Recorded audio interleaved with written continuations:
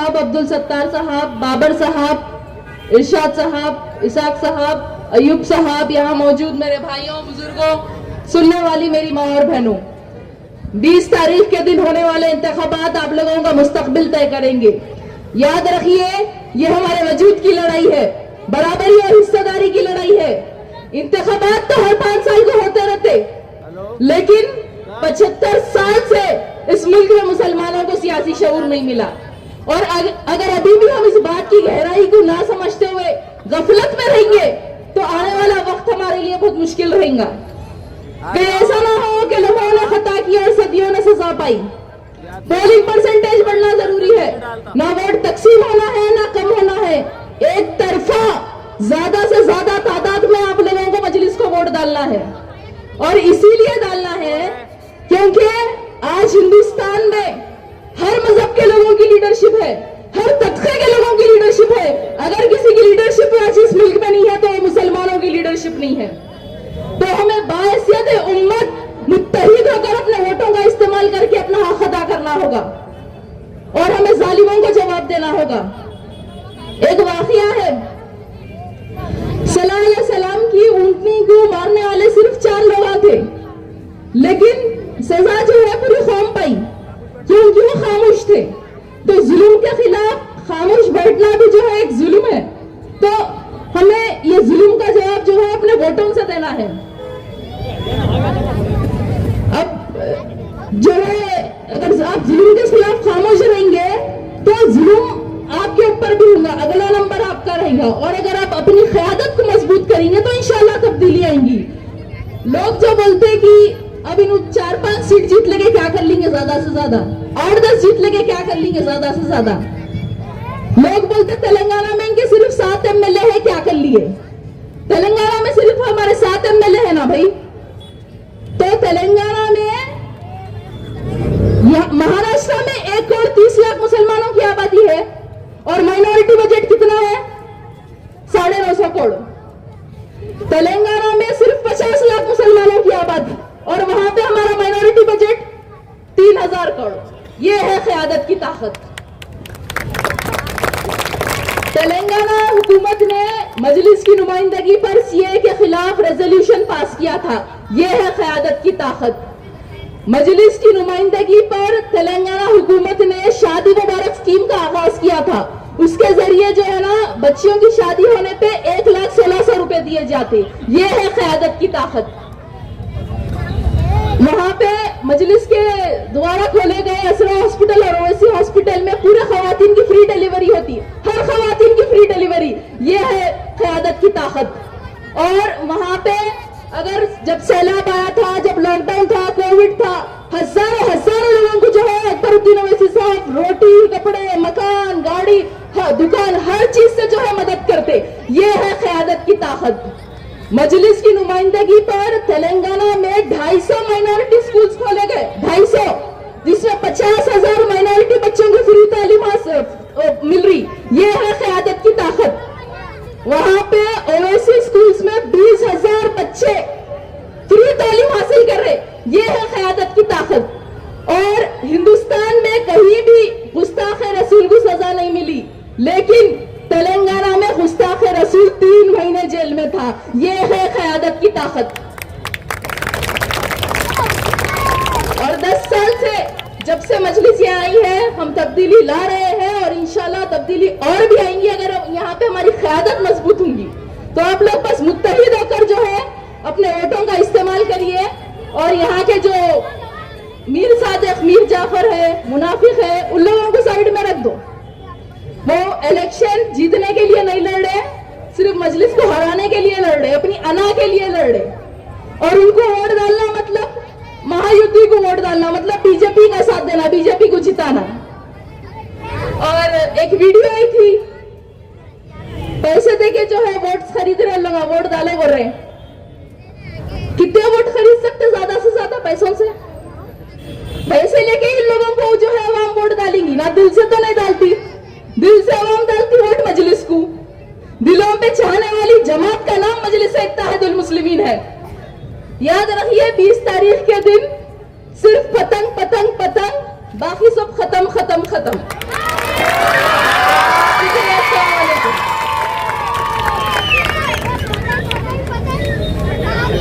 हमारे बीच अभी अभी जनाब आरिफ हुसैनी साहब तशरीफ लाए हैं, मैं उनका तहे दिल से इस्तकबाल करता हूँ। मैं इसके बाद हैदराबाद से आए हुए अब्दुल सत्तार साहब से गुजारिश करूँगा कि मुख्तसर अंदाज में अपने ख्यालात का इज़हार करें। हाजी दस्तगीर साहब, हमारे सौदागर साहब, जितने भी लोग वापिस आए, मैं मेरी तरफ से और मेरे महल्ले वालों की तरफ से आपका इस्तकबाल करता हूँ। मजलिस इत्तेहादुल मुस्लिमीन के अर्दिल अजीज उम्मीदवार जनाब इम्तियाज जलील साहब,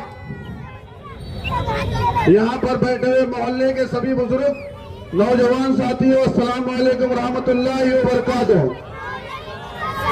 मुझे पता है कि आप लोग क्या सुनना चाहते हैं। वो नारा तकबीर। मैं आप लोगों का ज्यादा वक्त नहीं लूंगा, लेकिन मैं आपके मोहल्ले का बच्चा होने के ताल्लुक से, आपका बेटा होने के नाते मेरा फर्ज बनता है कि मैं आपसे वोट की भीख मांगू। और वोट की भीख मैं मेरे लिए नहीं मांगूंगा, मैं वोट की भीख आपसे इत्तेहाद के लिए मांगूंगा। मैं वोट की भीख इम्तियाज जलील के लिए नहीं मांगूंगा, मैं वोट की भीख मेरी जमात और मेरा सदर असदुद्दीन अवैसी के लिए आपसे वोट की भीख मांगूंगा। हम लोग बिछड़ गए हैं, हमें गुमराह किया जा रहा है। आप लोग देख रहे हैं ये किरारपुरा परिसर के अंदर, इस किरारपुरा परिसर को एक वक्त में लोग यहां आने से डरा करते थे, यहां तक कि यहां पर पुलिस भी आने से डरा करती थी। लेकिन अल्लाह रब्बुल इज्जत का बड़ा एहसान है कि आज इस मोहल्ले का नाम लोग गुरूर और फख्र से लिया करते हैं। आपको बताते हुए बड़ी खुशी होती है कि सबसे ज्यादा हज करने वाले लोग, सबसे ज्यादा हाजी लोग इस किरारपुरा परिसर में रहते हैं। सबसे ज्यादा उम्रा करने वाले लोग इस किरारपुरा परिसर में रहते हैं। यहाँ तक कि सबसे ज्यादा औरंगाबाद शहर के अंदर अगर ज़कात दी जाती है तो इस किरारपुरा से दी जाती है। तो मैं इम्तियाज जलील साहब को एक बात बताना चाहता हूँ कि आप बेफिक्र रहिए। इस मोहल्ले के नौजवानों से, इस मोहल्ले के बुजुर्गों से, ये लोग गाने बजाने वालों के किसी के भी बहकावे में नहीं आ सकते। हमने यहाँ पर इत्तेहाद हमेशा से पैदा किया। यहाँ पर कांग्रेस का सेकुलर माहौल हुआ करता था एक जमाने में, लेकिन इस किरारपुरा के नौजवानों ने और बुजुर्गों ने उन ढोगी सेकुलर कांग्रेस को दफनाने का काम किया। आज मजलिस इत्तेहादुल मुस्लिमीन आपके बीच में है। मजलिस इत्तेहादुल मुस्लिमीन को वोट क्यों करना चाहिए? क्योंकि हमारा इस महाराष्ट्र का, इस औरंगाबाद शहर का मुसलमान, जो औरंगाबाद शहर की तारीख यह है, जो औरंगजेब रहमतुल्लाह अलैह के सीने में बसता है औरंगाबाद, इस औरंगाबाद सरजमीन में औरंगजेब रहमतुल्लाह अलैह बसते हैं। और इस औरंगाबाद से इत्तेहाद 2014 में पैदा हुआ था, क्योंकि हम लोग, हमारी जमात और हमारा एक कायद जनाब बैरिस्टर असदुद्दीन अवैसी साहब है। हम कभी दूसरे को कायद नहीं मान सकते। बाबरी मस्जिद की जिम्मेदारी लेने वाली शिवसेना को हम अपना कायद नहीं मान सकते। नरेंद्र मोदी की बीजेपी को हम अपना कायद नहीं मान सकते। मुजफ्फरनगर के दंगे करवाने वाली समाजवादी को हम अपना कायद नहीं मान सकते। कांग्रेस की सरकार में टाटा पोटा लगाकर मुस्लिम नौजवानों को जेल में डालने वाली कांग्रेस के हम कायद नहीं बन सकते। हम उनके गुलाम नहीं बन सकते। हम गुलाम उनके बनेंगे जो हुज़ूर पाक सल्लल्लाहु अलैहि वसल्लम के खिलाफ अगर कोई गुस्ताखी करता है और उसके खिलाफ कोई आवाज अगर बुलंद करता है तो हम उसको अपना कायद मानेंगे। हम इन झूठों को अपना कायद नहीं मानेंगे। आप लोग तो देख रहे हैं कि कैसे कैसे लोग अपनी अपनी किस्मत को आजमा रहे हैं। मैं आप लोगों का ज्यादा वक्त नहीं लूंगा, लेकिन आप लोगों को बताना जरूरी है। अभी हमारे पास एक प्रोग्राम हुआ था, आपने फोटोज देखे होंगे। हजारों की तादाद में मस्तूरात को यहाँ पर लाया गया, रोड पे बिठाया गया। उसमें हमारी माँ बहनें, हिंदू समाज की सबकी माँ बहनों को यहाँ पर रोड पे बिठाया गया। तकरीबन 5,000 की तादाद में महिला को पैसे देकर यहाँ बुलाया गया। अगर एक लेडीज को अगर 500 रुपए पकड़े, तो जब तुम एक सभा के लिए 25 लाख रुपए खर्च कर रहे हो, तो मुझे नहीं लगता कि आप अपनी मेहनत की कमाई को ऐसे जाया करोगे। आप लोगों को खुल के बताने की जरूरत नहीं है। आप लोग जानते हैं, आप लोग पढ़े लिखे हैं, यहाँ पर नौजवान मौजूद है, सोशल मीडिया का जमाना है। आप लोग जानते हैं कि इनकी दुकानें कैसी चल रही है, बीजेपी की तरफ से इनको कैसे टप्पों में पैसे मिल रहे हैं। नौजवान आजकल तो इतने होशियार हो गए हैं, किसको कितना टप्पा आया, इम्तिहान में 10 मिनट के बाद में मैसेज आता कि भाई इसको इतने का टप्पा आ गया, वाजिद भाई उसको इतने का टप्पा आ गया। अरे भाई, मेरा आपसे एक ही बोलना है कि तुम टप्पे लो, उससे हमको कुछ लेना देना नहीं है, लेकिन तुम्हारे थोड़े से मफाद के लिए इस उम्मत को रुसवा मत करो। पहले हम खासदारगी की रुसवाई से बाहर नहीं निकले। नौजवान उस दिन को आज भी तकलीफ से देखते हैं कि जब पोलिंग बूथ से इम्तियाज जलील साहब अपनी आंखों को झुकाकर वहां से निकल रहे थे और दूसरी तरफ से जय भवानी जय शिवाजी के नारे लग रहे थे। मैं तो यह सोच कर गया था कि वहां पे नारे तकबीर अल्लाहू अकबर का नारा लगेगा, लेकिन मेरे आंखों में आंसू थे। इम्तियाज जलील का छोटा लड़का मुझसे लिपट कर रो रहा था और कह रहा था, वाजिद भाई क्या अपन कहां कम पड़ गए। मैंने कहा कि बेटा तू छोटा है, अभी दुनिया बहुत बड़ी है।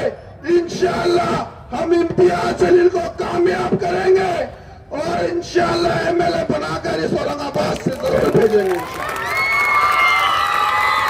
मैं आप लोगों को एक बात बताना चाहता हूं कि जितने लोग अपक्ष खड़े हैं, अगर इन लोगों ने 100 वोट भी हमारे खराब किए, ये जो लड़ाई है आमने सामने की लड़ाई है, ये असदुद्दीन ओवैसी और नरेंद्र मोदी की लड़ाई है, ये अतुल सावे और इम्तियाज जलील की लड़ाई है। ये एक तरफ पतंग और एक तरफ बीजेपी का कमल है। ये हमारी दोनों की लड़ाई है। अगर इस लड़ाई में हम जरा सा भी चूके, एक और इधर का उधर किया, फिर से हमें नजरें झुकाकर उस पोलिंग बूथ से वापस आना पड़ेगा। लेकिन मुझे औरंगाबाद शहर के और इसके पूरा परिसर के नौजवानों में पूरा यकीन है कि इंशाअल्लाह इस बार 23 तारीख को वहां से मैं तुम्हारा भाई इम्तियाज जलील के साथ नारा तकबीर अल्लाहू अकबर का नारा लेकर बाहर निकलूंगा इंशाअल्लाह। पर आप लोगों का ज्यादा वक्त नहीं लूंगा। इम्तियाज साहब को काफी टाइम अपने को देना है।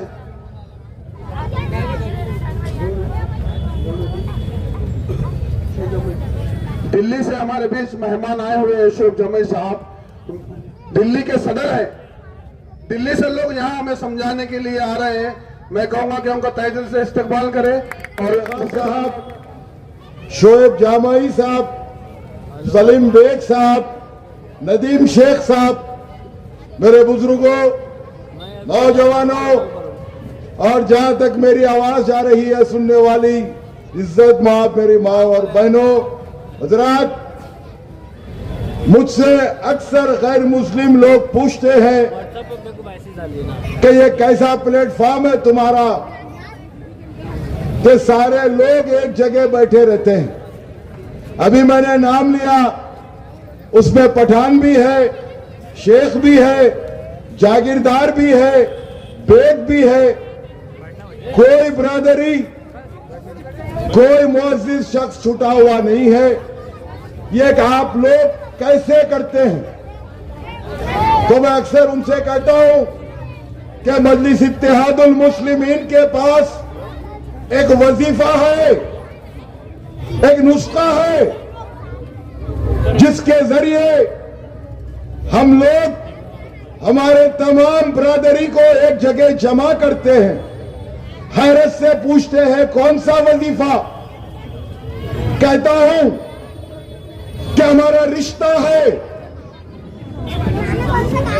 और उस रिश्ते के जरिए हम लोग हमारे लोग को एक स्टेज पर जमा करते हैं, इत्तेहाद की दावत देते हैं, सियासी ताकत हासिल करते हैं।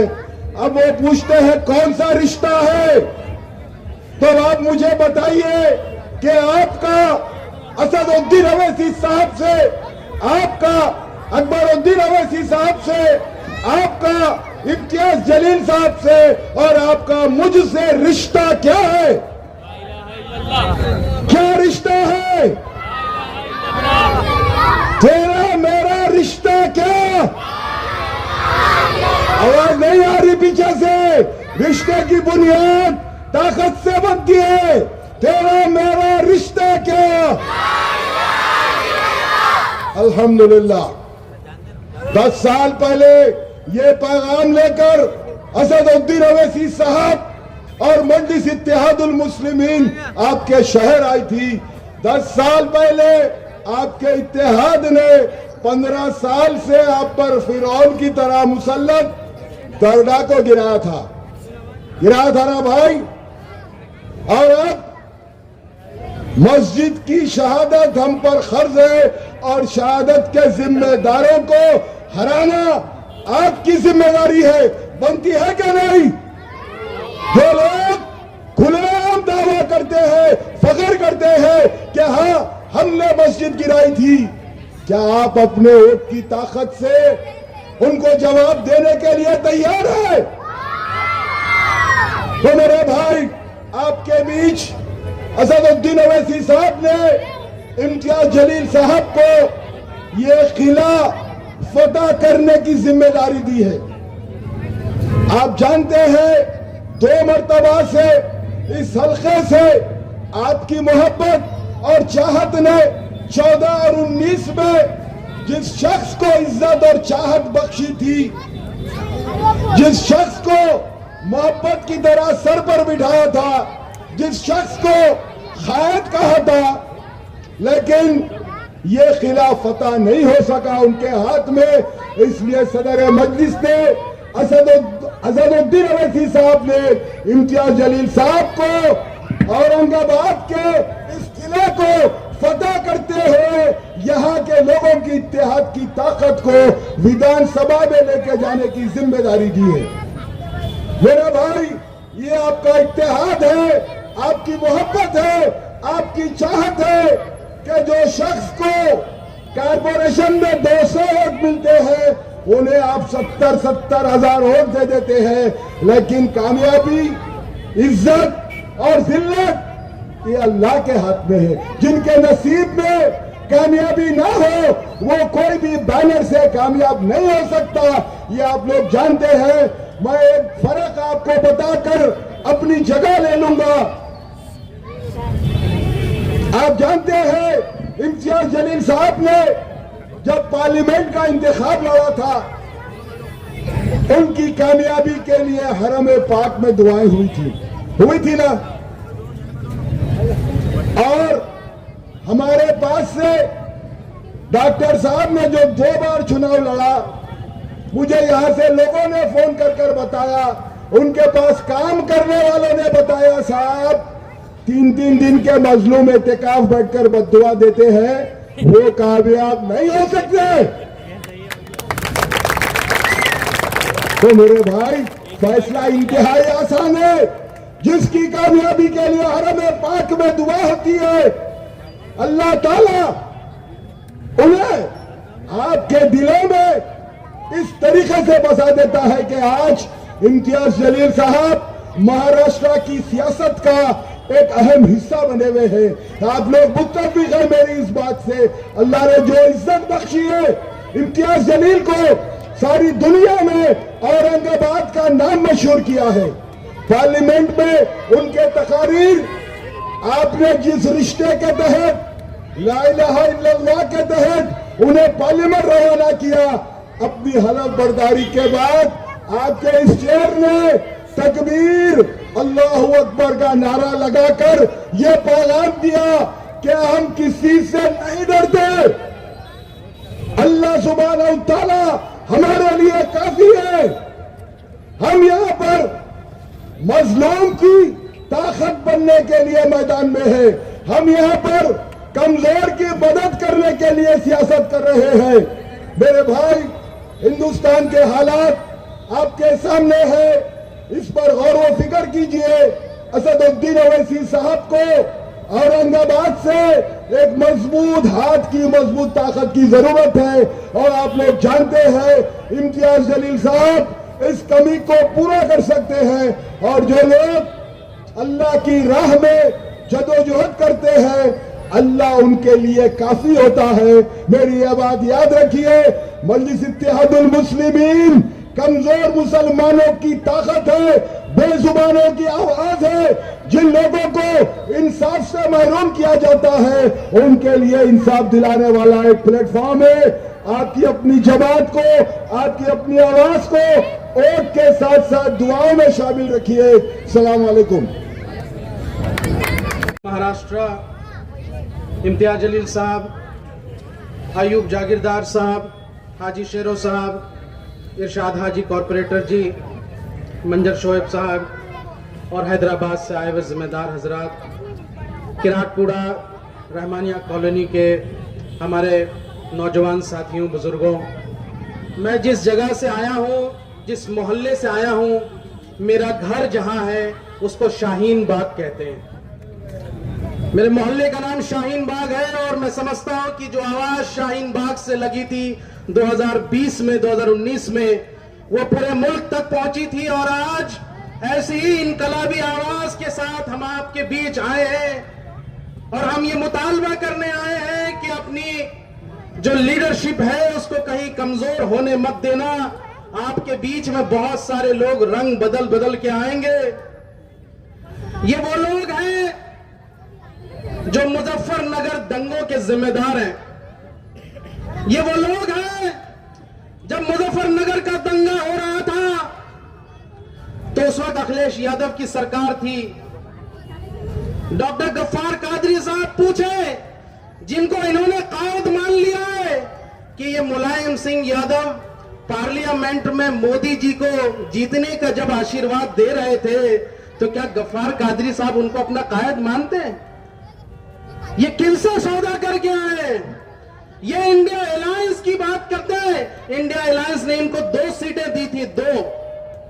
ये अलायंस तोड़ के इन्होंने एमआईएम के खिलाफ कैंडिडेट खड़े किए हैं, सिर्फ और सिर्फ इसलिए कि मजलिस को ये कामयाब होने नहीं देना चाहते, एमआईएम को ये आगे बढ़ने नहीं देना चाहते। तो कान खोलकर सुन लीजिए आजमी साहब, ओ आजमी साहब, जब आपको महाराष्ट्र के सदन में मार पड़ी थी तो बचाने वाला कोई इंडिया अलायंस के लोग नहीं थे। आपको बचाने के लिए सिर्फ वारिस पठान और इम्तियाज जलील साहब भी थे। याद आया आपको?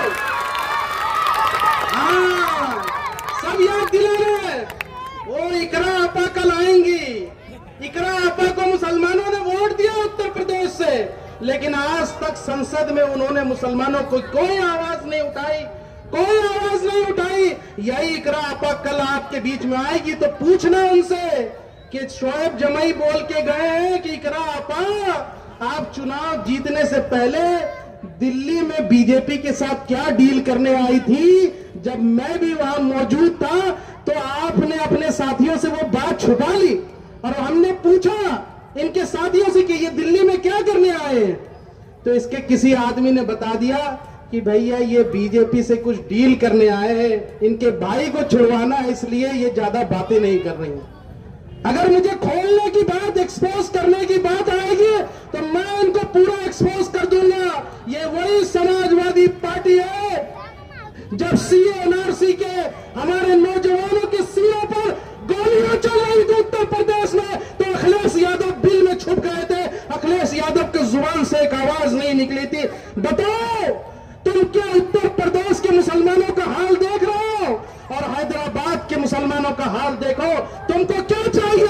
उत्तर प्रदेश जैसा हाल चाहिए या हैदराबाद जैसा यहां से मजबूत लीडरशिप चाहिए? बताओ, हैदराबाद जैसा मजबूत लीडरशिप चाहिए। अगर तुमने यहां से इन लोगों को अपना कायद बनाया तो तुम्हारा भी हाल वही होगा जैसे वहां पे मस्जिदों पे चढ़ के झंडे लहरा दिए जाते हैं, जैसे वहां मुसलमान नौजवानों के यहां से गोली से छलनी कर दिया जाता है। यही हाल ये महाराष्ट्र में करना चाहते हैं, तो इनको हमें रोकना है इंशाअल्लाह। और एक बात और कहते हुए जा रहा हूं कि राणे और महाराजगिरी ने जो बातें की हैं, जो गुस्ताखियां की हैं, उनको इस मन से ये जवाब दे रहा हूं कि सुन लो राणे, सुन लो महाराजगिरी, अभी तो जहरा की बेटियों ने मोर्चा संभाल रखा है। अभी तो जहरा की बेटियों ने मोर्चा संभाल रखा है। अगर अली के शेर मैदान में आ गए तो मंजर बदल जाएगा। अगर अली के शेर मैदान में आ गए तो मंजर बदल जाएगा। इसलिए साथियों, कुछ नहीं, याद रखना, बस 20 तारीख को 6 नंबर बटन के निशान पे आपका वोट जाना है और अपनी मजलिस को कामयाब करो। बताओ, हाथ उठा के मजलिस को कामयाब करोगे? कामयाब करोगे? कामयाब करोगे? और इनकलाब जिंदाबाद, जिंदाबाद, जिंदाबाद। अस्सलाम वालेकुम।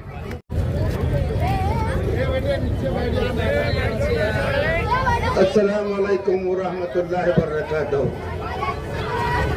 अली जनाब शेर महाराष्ट्र, साबिक मेंबर ऑफ पार्लियामेंट और होने वाले MLA अली जनाब इम्तियाज जलील साहब, हमारे पूरे MIM के कॉरपोरेटर, हमारे हैदराबाद से आए हुए मेहमान, दिल्ली से आए हुए मेहमान और स्टेज पर तशरीफ फरमा किराड़पुरे के सब लोग और हाजिरान जलसा, मिल्लत इस्लामिया का दरकिशा मुस्तकबिल मेरे नौजवान साथियों, काबिल ताज़ीम बुजुर्गों, अस्सलाम वालेकुम। अल्हम्दुलिल्लाह, अल्लाह रब्बुल इज़्ज़त का बड़ा करम और एहसान है कि इस इलेक्शन के बहाने गुफ्तगू करने का मौका मिला। मेरी तबीयत नासाज थी, लेकिन रहा भी नहीं गया कि मेरे कायद यहाँ पर आ रहे हैं और मैं गैर हाजिर रहूँ, इसलिए आपके बीच में हाजिर हुआ हूँ। मैं सिर्फ 2 बातें और 2 शेर कहकर आपसे इजाज़त चाहूँगा कि यही है, स्टेज लगा था अब्दुल गफ्फार कादरी साहब, इन्होंने कहा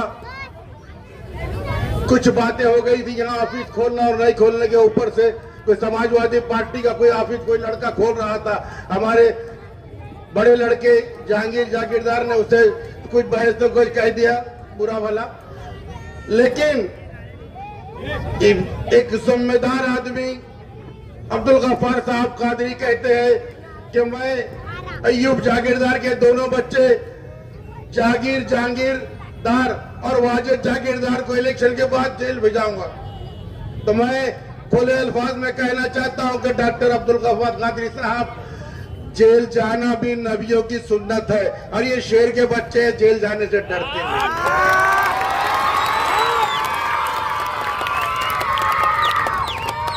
और उनका वो 2 टके का सरखरीद गुलाम सोहेल जलील, जो उसके ऑफिस स्कूल के अंदर टीचर है या प्रोफेसर है, वहां पढ़ाता है और तनख्वाह प्रोफेसर की लेता है और काम चपरासी का करता है अब्दुल गफ्फार कादरी के घर में। और वो कह रहा था कि इम्तियाज जलील के बाप की जागीर नहीं है।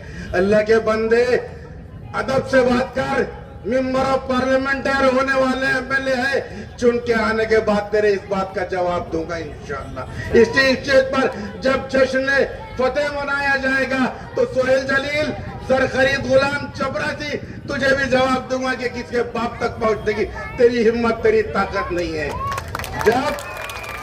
जब यहाँ पर फिसाद हो रहा था, आग के शोले, गाड़ियां चल रही थी, पुलिस की गोलियां चल रही थी राम मंदिर के अंदर, वहां पर शेर महाराष्ट्र इम्तियाज जलील के साहब, अगर कोई 2 शेर के बच्चे थे तो वाजिद जागीरदार और जहांगीर जागीरदार, ये दोनों बॉडीगार्ड बनकर इम्तियाज जलील के बाजू में खड़े थे। देख लो उस दिन का वीडियो शूटिंग उठाकर कि जब इम्तियाज जलील वहां पर अकेला बेयारो मददगार गोलियों की अगार आग चल रही थी, गोलियां चल रही थी, और इसके बीच में राम मंदिर को बचा रहा था और हिंदू मुसलमान फिजाद होने से बचा रहा था। और उसके साथ डटकर तो मजबूत बाजू में मेरे दोनों लड़के खड़े थे। और हमें कहते हो कि जेल भेज देंगे। डॉक्टर साहब, जेल से उन्हें डराना जिन्होंने जेल नहीं देखी। ये अय्यूब जागीरदार जेल में भी रहकर आया हुआ है।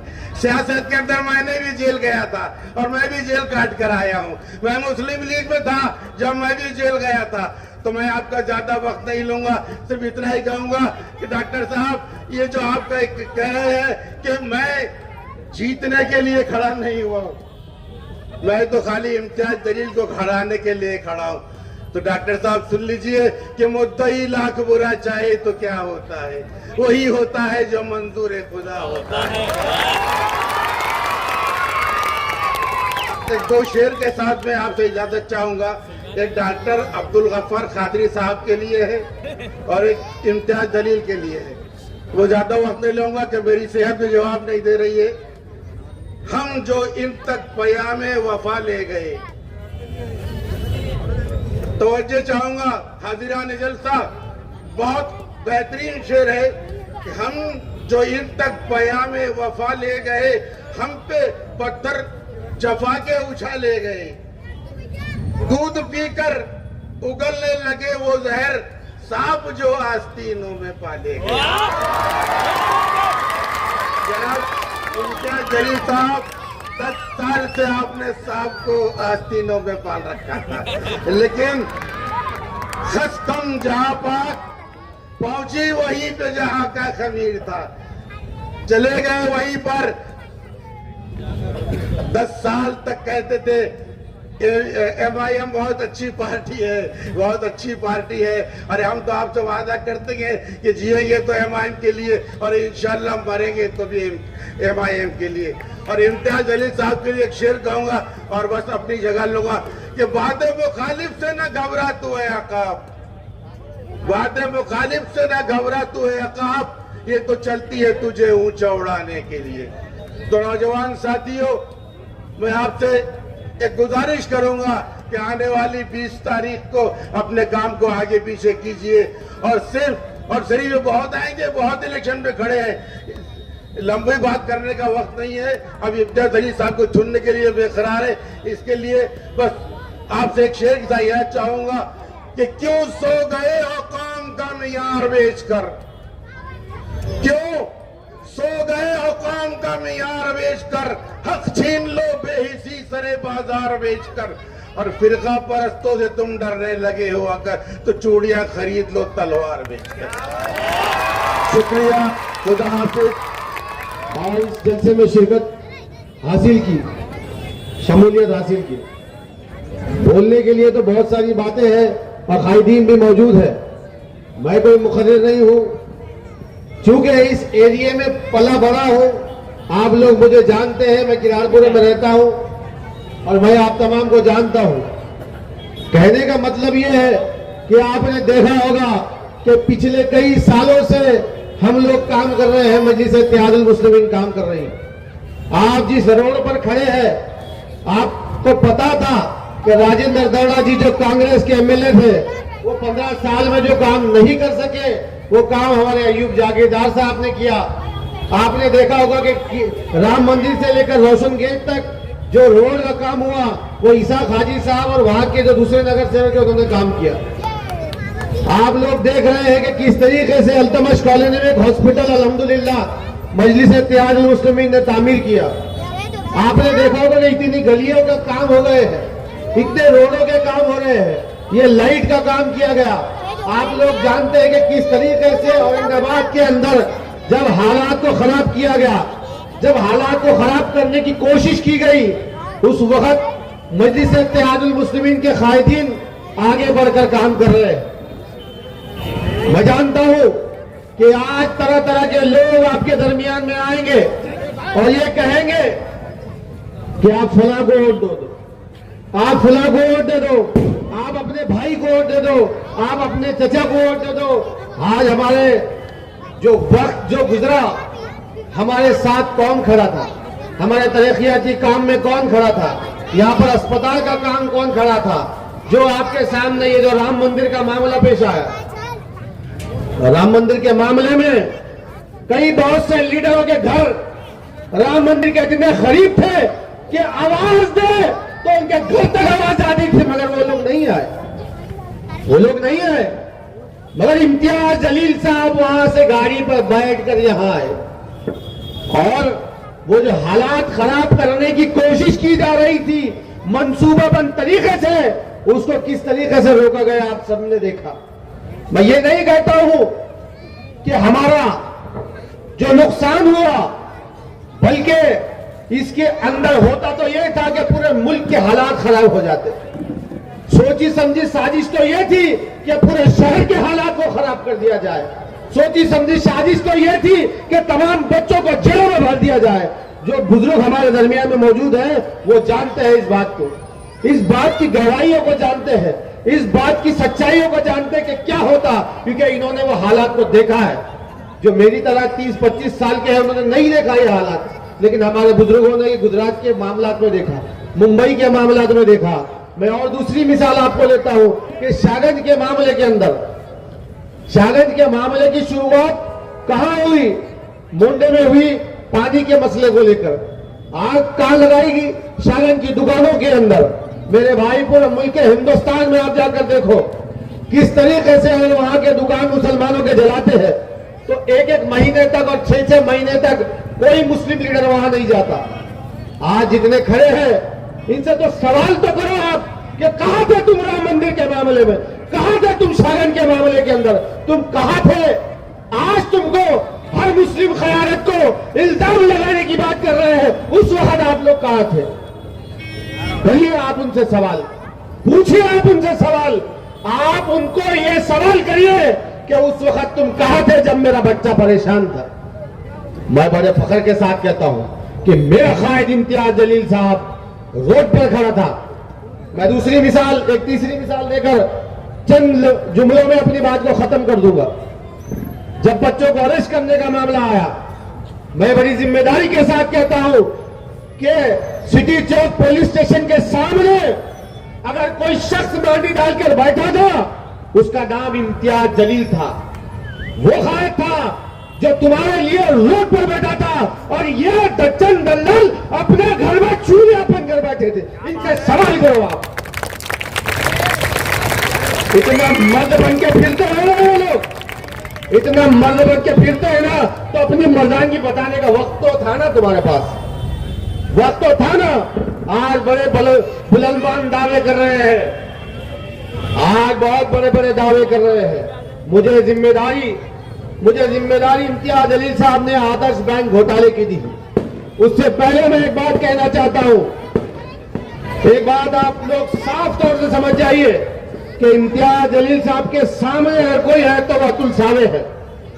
भारतीय जनता पार्टी की सीधी लड़ाई इम्तियाज जलील साहब से, बीच में किसी की लड़ाई नहीं है, क्योंकि बीच के जितने उम्मीदवार हैं वो लोग इम्तियाज जलील साहब को हराना चाहते हैं, और इम्तियाज जलील साहब भारतीय जनता पार्टी को हराना चाहते हैं। तो मेरे भाई आप लोग ये बात समझ लीजिए कि इम्तियाज जलील साहब वो ये वाहिद शख्स है जो अतुल सावे को हरा सकते हैं।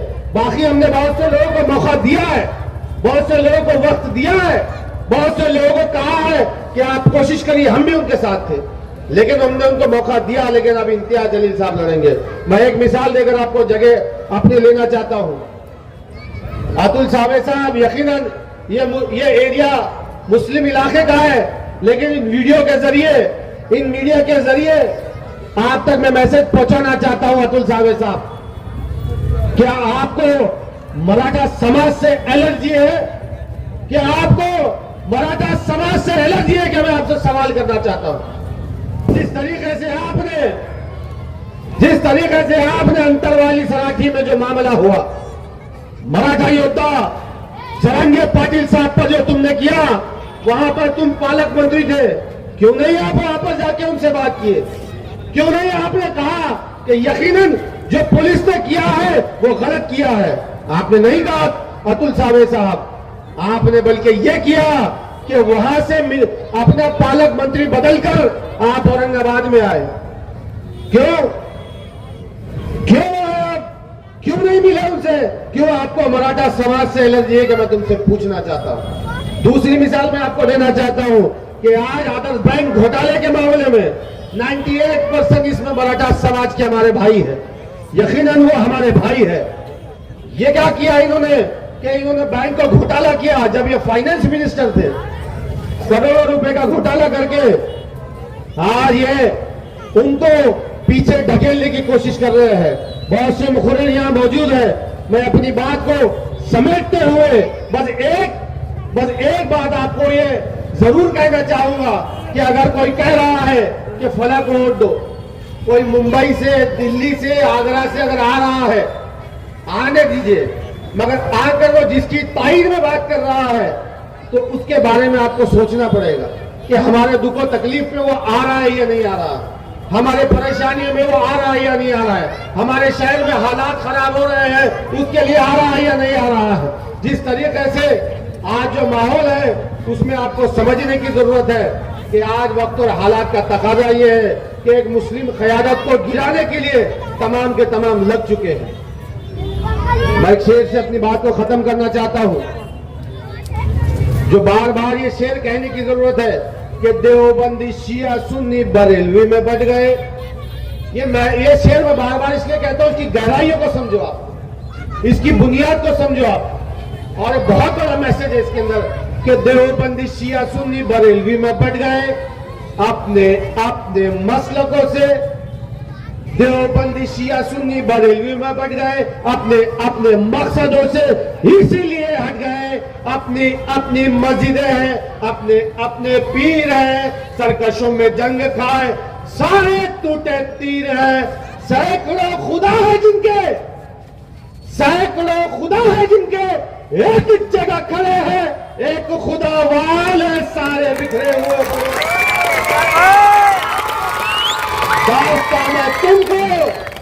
दास्तां मैं तुमको सुनाने आज ही आया हूं, सोए हुए शेरों को जगाने आज ही आया हूं। बहुत बहुत शुक्रिया।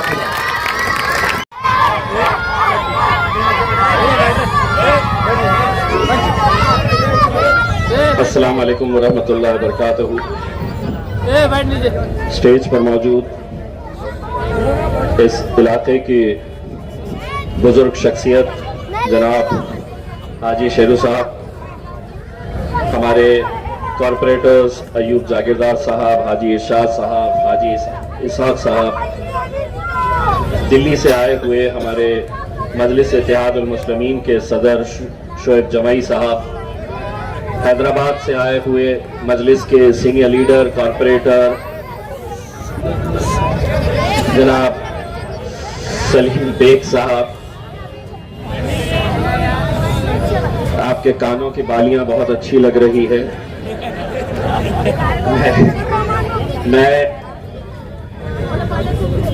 मैं आप तमाम लोगों का तहे दिल से शुक्रिया अदा करता हूं।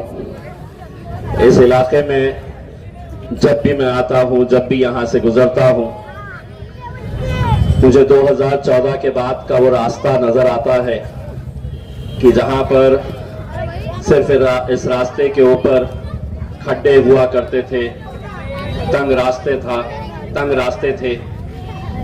अल्हम्दुलिल्लाह मजलिस इत्तेहादुल मुस्लिमीन ने आज जिन इलाकों के अंदर कुछ जो बड़े काम किए हैं, उसमें चाहे ये रास्ता हो या हमारे खटखट गेट का मामला हो या जो हमारी पुरानी शिनाख्त जिसकी वजह से हमारे शहर की शिनाख्त थी उसको बचाए रखने का हमने जो कोशिशें की है, अल्हम्दुलिल्लाह उसमें हमें कामयाबी मिली है। नौजवानों, आज हमारे इलेक्शन के ताल्लुक से आप लोग बहुत सारी बातें सुन रहे होंगे। मैं सिर्फ इतना आप लोगों से कहना चाहता हूं, अगर हमारा ईमान पुख्ता है, अगर हम अल्लाह पे यकीन रखते हैं, तो इस बात के ऊपर भी यकीन रखना चाहिए कि तो इज़्ज़ु मंतशा तो तज़िल्लु मंतशा, इज्जत का और जिल्लत का देने वाला खुदा है। अगर हमारे हिस्से में जीत लिखी है तो अल्लाह गैब से जरिए बनाता है। अगर हमें लोकसभा के अंदर हारना पड़ा, मुझे मालूम है कि उस दिन आपकी कैफियत कैसी थी, आप लोग कितने मायूस थे, कितने नाराज थे। यकीनन आपका वो दुख, आपकी वो नाराजगी जायज इसलिए भी थी कि आप लोगों ने शिद्दत के साथ मेहनत की थी, बुजुर्गों ने, हमारी माएँ और बहनों ने दुआएं की थी, और उसके बाद अगर नतीजा आया तो उस हारने के बाद भी मैंने एक ही बात कही थी कि इस दुनिया में पत्ता भी नहीं हिलता है अल्लाह की रजा के बगैर। अगर उसमें हमारी हार हुई है तो कहीं ना कहीं अल्लाह उससे बेहतर कुछ चाहता था। वहां नाकामयाब करके शायद वो ऐसा दिन दिखाना चाहता था कि पूरा महाराष्ट्र जिसको हराने के लिए निकला है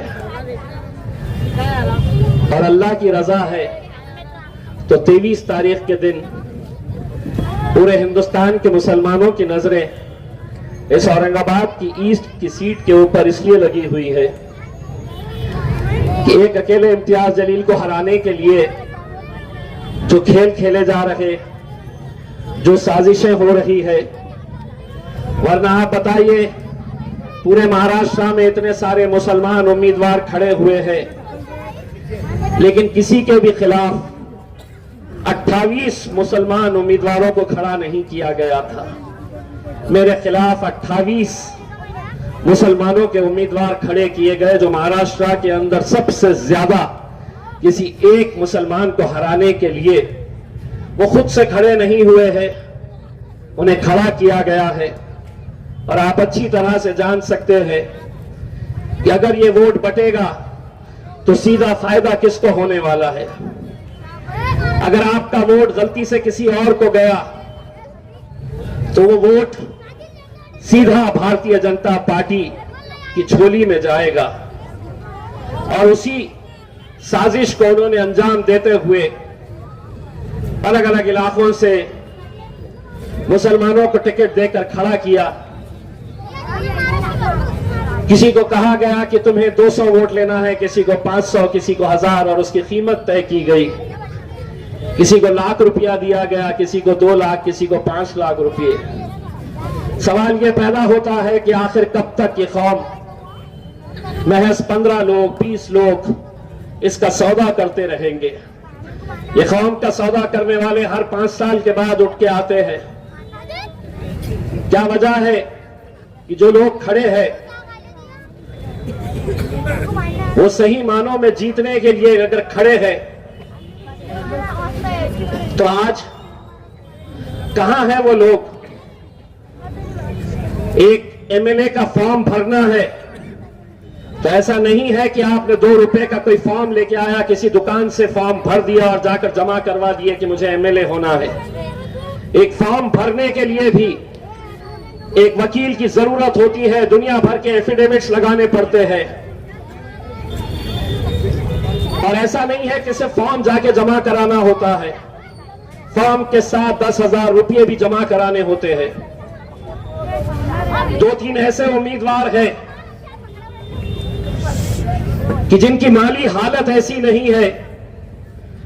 उनसे मिलने के बाद मुझे यह एहसास हुआ कि ये दिन में अगर मेहनत करते होंगे तो रात में इनका चूल्हा जलता है।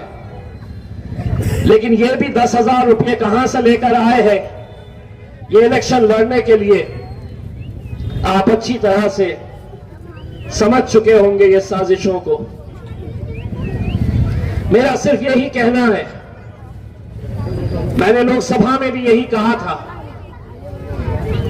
अगर कोई बेहतर उम्मीदवार है जो पढ़ा लिखा है, जो तुम्हारे मुद्दे ऐवानों के अंदर उठा सकता है, जो हुकूमत से आंख में आंखें डालकर सवाल कर सकता है, आप उसको चुनिए।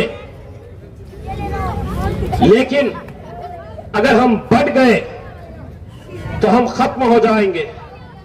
हमारा वजूद वैसे ही खत्म हो चुका है। आज लोकसभा के अंदर कम से कम 2019 में इस कौम ने पूरी ताकत लगाई, हमारे दलित भाइयों ने हमारा साथ दिया,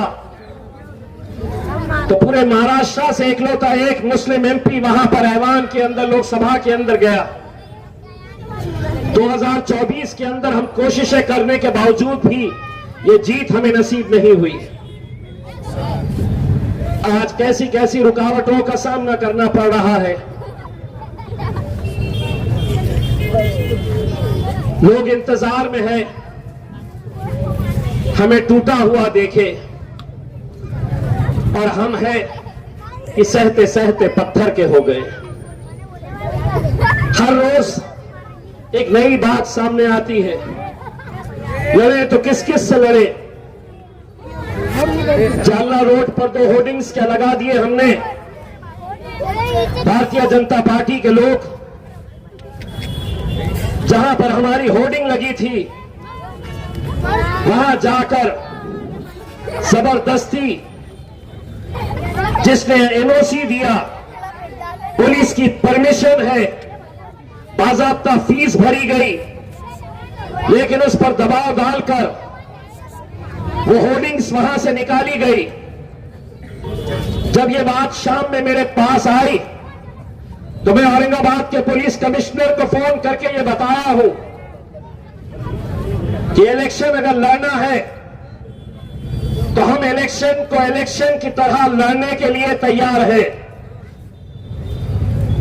अगर गुंडागर्दी करना है, दादागिरी करना है, भाईगिरी का इतना ही शौक है, तो भाजपा के उस उम्मीदवार अतुल सावे को ये खुलो चुनौती देता हूं, अगर शराफत से इलेक्शन लड़ना है तो लड़, और अगर दादागिरी करना चाह रहा है तो उसके लिए भी हम तैयार हैं।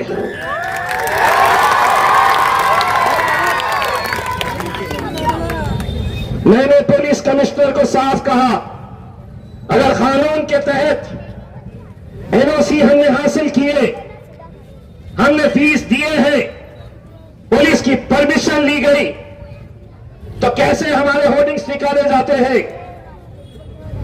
मैं स्टेज पर बैठा तो मुझे एक मीडिया वाले का फोन आया कि आपका एक मीडिया के लिए स्टेटमेंट चाहिए। मैंने कहा क्या हुआ? तो बोले असद साहब की सभा शोरापुर में चल रही है, वहां पर पुलिस वाले स्टेज पर आके असद साहब को एक नोटिस दिए हैं कि यहां पर आपने किसी तरह का ऐसा कोई भाषण नहीं देना जिसकी वजह से समाजों में तेर निर्माण हो। अगर तुमने ये नोटिस असदुद्दीन अवैसी को दिए हैं तो मैं महाराष्ट्र की पुलिस से यह सवाल करना चाहता हूं, क्या वो उत्तर प्रदेश का योगी टकला क्या तुम्हारा बाप है जो आकर महाराष्ट्र के अंदर ये भाषण देकर गया है कि अगर हम बढ़ गए तो हम कट गए।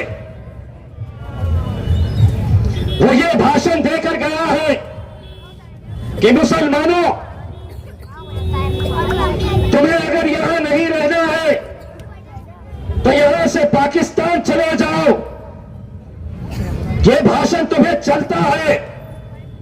अगर ये चलता है तो फिर ये भी चलना चाहिए। अगर उसकी जबान चलती है तो मेरी जबान तो अल्हम्दुलिल्लाह रोज नान खलिया खाकर तैयार हुई है।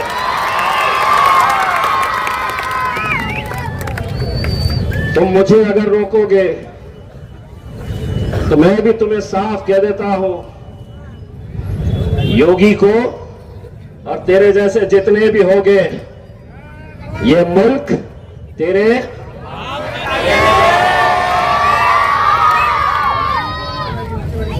हे योगी टकले सुन, ये मुल्क तेरे देते मेरे को नोटिस, मेरे को नोटिस कहां से देते? दे ही नहीं सकते, क्योंकि मैंने तो आधा बोला, आधा इन्होंने बोला। जिसको जो पैगाम पहुंचना था वो पहुंच चुका है। लेकिन हम ये सवाल करना चाहते हैं मेरे भाई कि कब तक हम इसी तरह का शिकार होते रहेंगे। आज क्या वजह है कि समाजवादी पार्टी को पूरे महाराष्ट्र के अंदर महाविकास आघाड़ी के साथ गठबंधन है, उनका अलायंस है। शरद पवार कांग्रेस, उद्धव ठाकरे की शिवसेना के साथ समाजवादी पार्टी का भी गठबंधन है। उन्हें उस गठबंधन के अंदर महज 2 सीटें दिए गए हैं। एक खुद अबू आसिम की सीट गोवंडी से और दूसरा उनका एमएलए भिवंडी की ईस्ट कॉन्स्टिट्यूएंसी से रईस को टिकट दिया गया है। हमने तय किए थे कि हम इनके खिलाफ उम्मीदवार नहीं उतारेंगे, लेकिन पता चला कि जैसे ही इम्तियाज जलील यहां से खड़ा रहने वाला है, तुमने खामोशी से यहां पर एबी फॉर्म लगाकर और अबू आसिम आज के इस इलेक्शन के अंदर अगर भारतीय जनता पार्टी के देवेंद्र फडणवीस के इशारों के ऊपर अगर कोई नाच रहा है तो उस शख्स का नाम है अबू आसिम।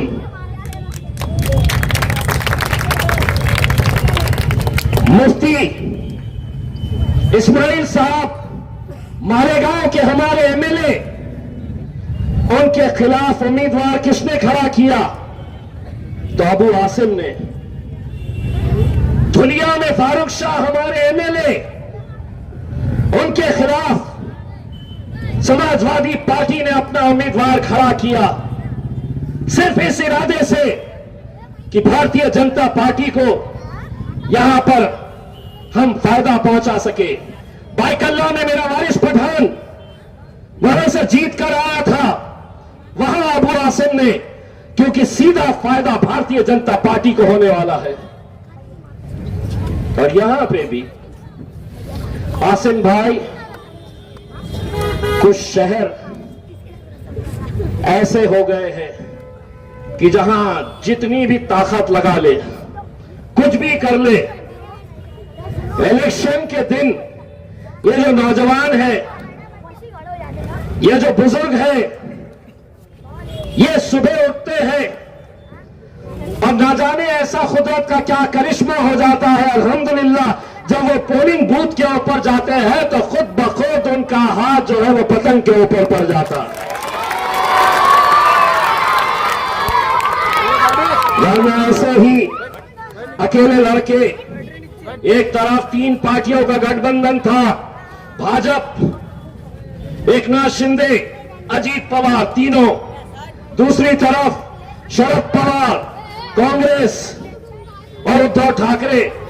मजलिस तो अकेले लड़ी थी, लेकिन अल्हम्दुलिल्लाह अकेले लड़ने के बाद भी 3.5 लाख वोट इसी आवाम की बदौलत अब हमको मिले थे। मेरे भाइयों, मैं तहे दिल से शुक्रिया अदा करता हूं। अगले दो दिन कल एक जना आ रहा है। कौन आ रहा है पता है? भाई और बहनों,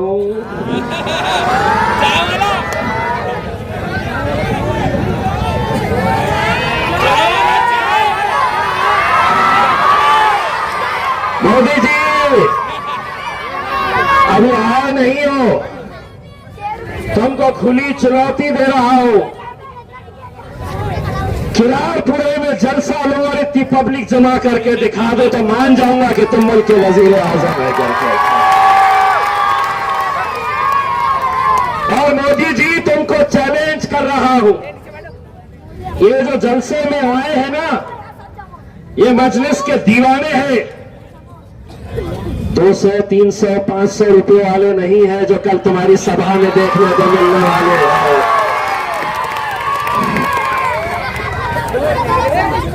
वैसे सुना यहाँ पर 2-4 दिन पहले बड़ी गाड़ियां आई थी भर भर के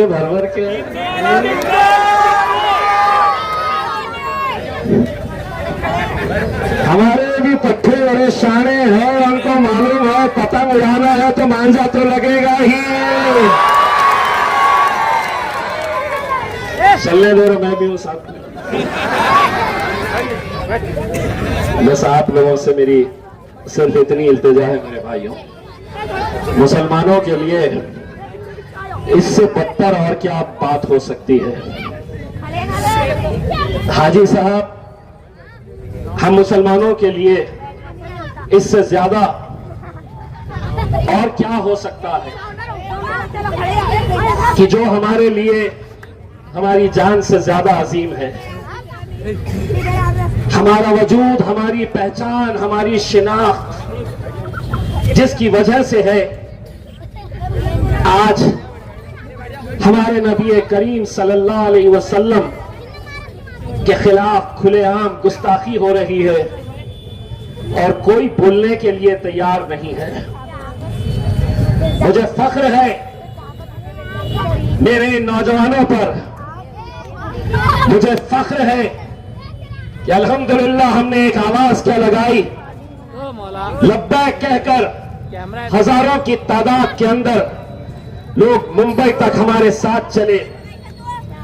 हम सिर्फ एक पैगाम उस हुकूमत को देना चाह रहे थे, हम सिर्फ एक पैगाम उस एकनाथ शिंदे साहब को देना चाह रहे थे जिन्होंने उस रामगिरी को बाजू बिठाकर कहा था कि या राज्यामध्ये तुझ्या केशाला ही आम्ही हाथ लावू देणार नाही। इस राज्य के अंदर तुम्हारे बाल को भी धक्का लगने नहीं देंगे। ये एकनाथ शिंदे ने उस गुस्ताख रसूल को अपने बाजू बिठाकर कहा था। ये अलग बात है कि वो जो महाराज है जिसको ये कहा गया था कि तेरे बाल को भी धक्का नहीं लगने देंगे, मैंने उसकी फोटो गौर से देखा तो पता चला पहले से ही टकला है, बाल ही नहीं है, सर पे बाल ही नहीं है। हम ऐसा कुरेद को देख लेते हैं एकदम, अल्लाह टकले को कहां से इसका बाल को धक्का लगेगा। लेकिन हम मुंबई तक अगर गए थे तो एक पैगाम देने के लिए गए थे कि ये कौम जो है ये कोई मुर्दार कौम नहीं है, हम भी जिंदा कौम है, हम भी रास्ते पे आ सकते हैं, हम भी जमहूरी तर्ज के ऊपर हमारी आवाज बुलंद कर सकते हैं, हम हर चीज बर्दाश्त कर सकते हैं, लेकिन हमारे आका हमारे नबी करीम सल्लल्लाहु अलैहि वसल्लम के खिलाफ हम एक शब्द भी गुस्ताखी का बर्दाश्त नहीं करेंगे। ये पैगाम देने के लिए हम गए थे। मेरे भाइयों, मुझे मालूम है कि इलेक्शन में कैसे कैसे हथकंडे अपनाए जाते हैं। कुछ दिन पहले नारेगांव एक गरीब बस्ती है, वहां पर दो लड़के रात में घरों पर जा रहे थे। ये साजिश आपके महल्ले में भी हो सकती है, ये षड्यंत्र, ये खेल, ये पैसों का नंगा नाच आपके इलाके में भी ऐसा खेला जा सकता है। वो बच्चे जाकर गरीबों के घर से इलेक्शन कार्ड ले रहे थे, आधार कार्ड जमा कर रहे थे। इलेक्शन से एक रात पहले उनके घरों पर जाकर जिन जिन के भी इलेक्शन कार्ड लिए गए हैं उनके उंगली के ऊपर स्याही लगाई जाएगी और यह बताया जाएगा कि तुम्हें अब इलेक्शन में जाने की जरूरत नहीं है, तुम्हारा वोट पड़ चुका है। उस इलेक्शन कार्ड के बदले में, उस आधार कार्ड के बदले में कीमत तय की जाएगी कि 300 रुपये किसको देना है, 500 किसको देना है। हराम की दौलत जिनके पास ज्यादा है तो 600-700 रुपये। नौजवानों, मैं तुमसे ही अपील कर रहा हूं आज 13 तारीख हो गई है, महज एक हफ्ता हमारे पास है। ये सारे खेल खेले जाने वाले हैं, ये सारी साजिशें होने वाली है। अगर कोई गलती से भी तुम्हारे मोहल्ले में कार्ड जमा करने के लिए आया तो क्या करोगे?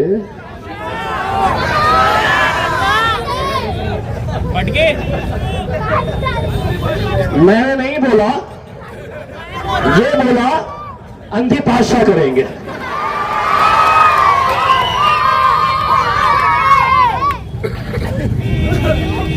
मेरे को जो बोलना है ना, मैं आधा बोल देता हूँ, आधा आवाम मेरा हिसाब कर देती है। और ये घंटा लेके बैठे रहते हैं कि आप क्या बोलता है करके, मुझे सब समझ में आता है।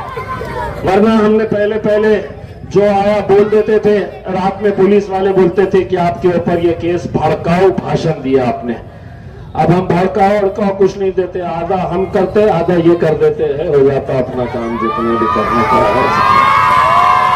तो आप लोगों की यह जिम्मेदारी है मेरे भाइयों कि आप लोग ये इलेक्शन को बहुत ही संजीदगी से लेने की जरूरत है। मैं ये इसलिए भी कह रहा हूं कि जब हम लोकसभा का इलेक्शन हारे तो मैंने उस दिन मेरे नौजवानों की दीवानगी को मैंने देखा। मेरे सामने ये जो बुजुर्ग लोग बैठे हैं, ऐसे ऐसे बुजुर्गों को मेरे घर के पास खड़े हुए थरथरा रहे हैं। हम हार के आ गए, हम उस दिन हार गए थे, लेकिन सिर्फ हिम्मत दिलाने के लिए ये बुजुर्ग घर पे आए, थरथराते हुए आंसू टपक रहे और मुझे हिम्मत दिला रहे थे कि अल्लाह की मसलियत है। मैंने कितनी अपनी माओं और बहनों को इलेक्शन से एक रात पहले ये फोन करके मुझे बता रहे थे कि हम आज तुम्हारे लिए रोजा रखे हैं। कितनी मन्नतें मांगे थे। मैं हरसूल के एक छोटे से बच्चे का किस्सा आपको सुनाना चाहता हूं कि इलेक्शन से एक रात पहले सुबह काउंटिंग होनी है, तो वो छोटा सा बच्चा एक छोटी सी प्लास्टिक की थैली के अंदर, हरा रंग उस प्लास्टिक की थैली के अंदर रखा, एक छोटा सा मजलिस का झंडा अपने तकिए के नीचे रखा और अपनी मां से कहा कि अम्मा सुबह मुझे जल्दी उठा देना, मुझे इम्तियाज जलील का जीतने का जश्न मनाना है। आप तस्वीर करिएगा, तब उसके बाप ने मुझसे ये कहा कि जब उसको ये पता चला था कि इम्तियाज जलील अब जीता नहीं है, इम्तियाज जलील हार गया है, तो वो जिस तरीके से रो रहा था, आप सोचिए ये छोटे छोटे बच्चों का हमारा रिश्ता क्या है। कहीं ना कहीं ये भी मोबाइल के ऊपर देखते हैं कि कौन लड़ रहा है, कौन बोल रहा है। जीत कर तो बहुत सारे लोग आ जाएंगे, लेकिन आज अगर इतनी सारी साजिशें मेरे खिलाफ हो रही है तो वो इसलिए हो रही है कि ना तो देवेंद्र फडणवीस चाहता है, ना एकनाथ शिंदे चाहता है, ना अजीत पवार चाहता है, ना उद्धव ठाकरे चाहता है, ना शरद पवार, ना समाजवादी, कोई नहीं चाहते हैं कि उस ऐवान के अंदर हुकूमत से आंख में आंख डालकर सवाल करने वाला कोई एमएलए वहां तक पहुंचे। वरना बोलने के लिए तो कितने सारे एमपीज हैं हिंदुस्तान के पार्लियामेंट के अंदर, कितने सारे एमपीज हैं, लेकिन बोलता कौन है, लड़ता कौन है? एक ही आवाज है पार्लियामेंट के अंदर, और वो है मेरे खायद बैरिस्टर असदुद्दीन ओवैसी की। आज जब असद साहब का मैं वो बयान सुनता हूं कि मेरा बाजू इम्तियाज जलील मेरे साथ में पार्लियामेंट के अंदर नहीं है, तो मुझे बड़ा अफसोस होता है। शायद अल्लाह ने ये फैसला लिया हो कि महाराष्ट्र की विधानसभा के अंदर हम लोग जाए मैं तमाम उलमाए किराम से, तमाम उलमाए दीन से यह अपील करना चाहूंगा, आप हमारे सरों का ताज हैं, हम आपकी इज्जत करते हैं, एहतराम करते हैं, लेकिन अब इलेक्शन को सिर्फ राजनीति का एक हिस्सा ना समझते हुए हमारे दीन के, हमारे मजहब के फैसले बड़े अफसोस के साथ ये कहना पड़ रहा है कि इन ऐवानों के अंदर लिए जा रहे हैं। यूनिफॉर्म सिविल कोड अगर लाती है तो मुसलमान सर पर टोपी पहनेगा या नहीं पहनेगा, वो दाढ़ी रखेगा या नहीं रखेगा, मस्जिदों से लाउडस्पीकर रहेंगे या उतारे जाएंगे, हमारी बच्चियां हिजाब पहनेगी या नहीं पहनेगी, ये कानून वहां पर अगर बनेगा तो आपके लिए लड़ने वाला कौन है? कौन है आपके लिए आवाज उठाने वाला?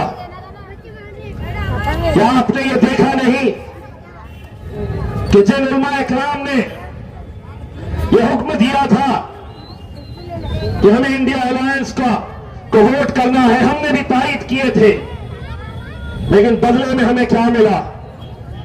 तो कोल्हापुर के पास गाजापुर के एक गांव के अंदर मुसलमानों के घरों में घुस घुस कर जिस तरीके से उन्हें मारपीट की गई,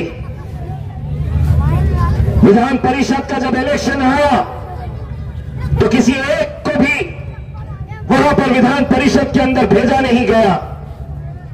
लोकसभा के अंदर 48 लोकसभा की सीटें हैं, लेकिन एक भी मुसलमान को टिकट नहीं दिया गया और एकलौता एक जो था उसको हराने के लिए पूरी ताकतें जुट गई थी।